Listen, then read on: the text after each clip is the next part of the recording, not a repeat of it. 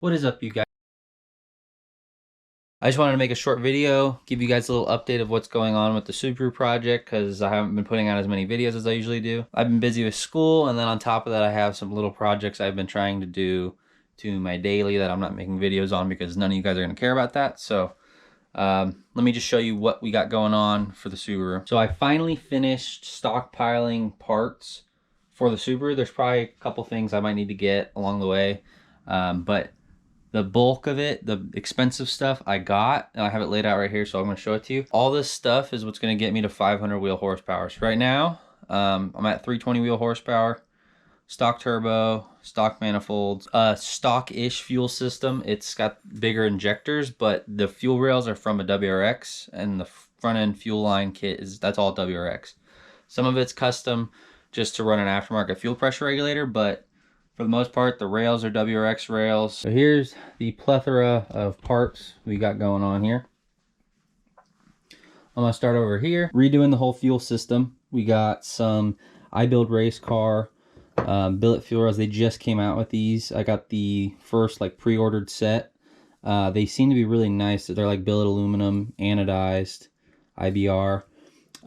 This kit comes with these fuel rails, and then it comes with 10 feet of AN braided hose and this big bag of AN fittings, and all the fittings are really nice, and they have IBR engraved on them. Really good price for this kit. This kit was only $320 for all this stuff, so that's a really good price, because what I was looking at before they had this was the fuel system kit that they had, which I think is like 200 bucks, and then I was going to get some radium fuel rails, which is like another like 300 bucks. So this is a lot cheaper, and it looks good. It should work fine.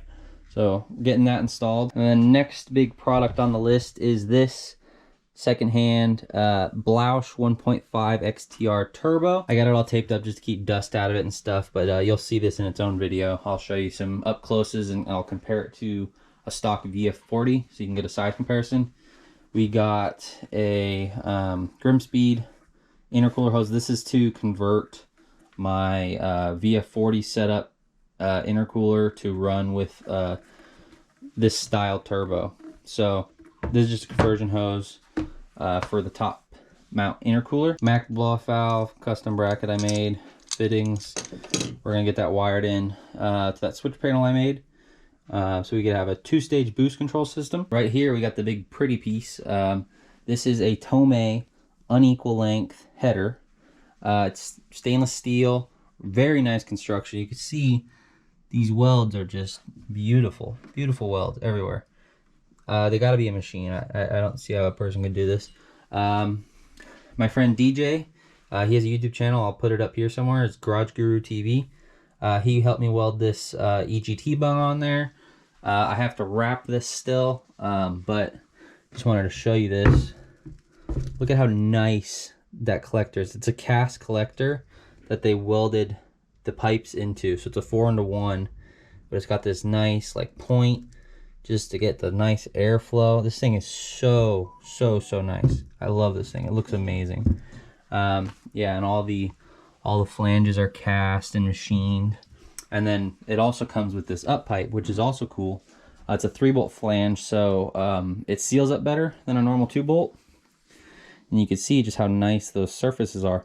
But if you look down in here, you can see it's not a straight through thick pipe. They put a little venturi in there, so it kind of necks down a little bit, and that's supposed to help the turbo spool. Get some faster airspeed into the turbo. I'll go into more detail in its own video of why I chose this header instead of an equal length, and also why I'm going to wrap it, because there's a lot of controversy around that. So I'll explain all that stuff in that video, give you guys basically some insight on why I decided what I want to do. And then we also got this AEM boost gauge just to tie everything together, because all the other gauges in my car are AEMs except my boost gauge. I've been using a Autometer mechanical boost gauge for the longest time. It maxes out at 20 psi, so I had to upgrade a bigger boost gauge because this turbo is going to push 25. So I need a new boost gauge, and then Might as well get the AEM to match the other gauges. Be all that, you know, have all those bougie gauges on the dash. I've spent way too much money on gauges. These AEM gauges, they're super cool. They're digital. I love them, but they're like $200 each. So I got 4 of them. So it's a lot of money, but I think it's worth it. I think they look great. You're in the car all the time. It's what you're looking at all the time. So, you know, why not get the good ones, you know? So that's going in there too. I already got some other stuff lined up. You see some white line bushings down here. Those are some trailing arm bushings. I need to upgrade the polyurethane bushings that I already upgraded because they're not that good. So gotta re-upgrade them. I'm gonna try to get my hands on some Legacy GT Spec B control arms, which are aluminum, and they're 6 pounds lighter on each side. So that should give me some good weight savings, a little bit of a performance benefit because it's semi-unsprung weight. So 12 pounds of semi-unsprung weight taken off the rear, that's pretty good. So I'm gonna get my hands on some of those. That video will be coming in the future, but all this engine stuff is coming first. And like I said, with this setup, it should give me around 500 wheel horsepower.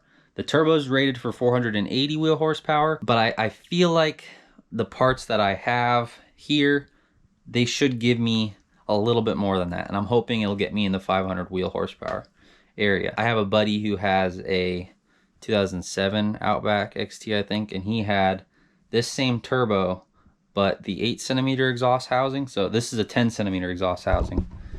See, BPT 10. So this is the bigger exhaust housing. From the dyno sheets I've seen, they have about 10 more horsepower on top of the 8cm housing. He made 460 wheel horsepower, I think, on a Mustang dyno. And then, but he didn't have cams like I do. So we'll see. I think the cams are going to make a big difference. So we'll see what I can do. But I'm going to try my best to get it to the 500 horsepower mark. So if you want to see all this stuff go into the car and all those videos on that, as well as the tuning procedure for installing all these parts and tuning them to make 500 horsepower, go ahead and hit that subscribe button, hit the bell icon so you get notified when my new videos come out. So if you like the video, please leave a like down below. If you have any questions, leave them in the comments down below. If you aren't subscribed, please consider subscribing. If you know somebody who might like this video, please share it with them. As always, thanks for watching, and I will see you on the next one. Peace.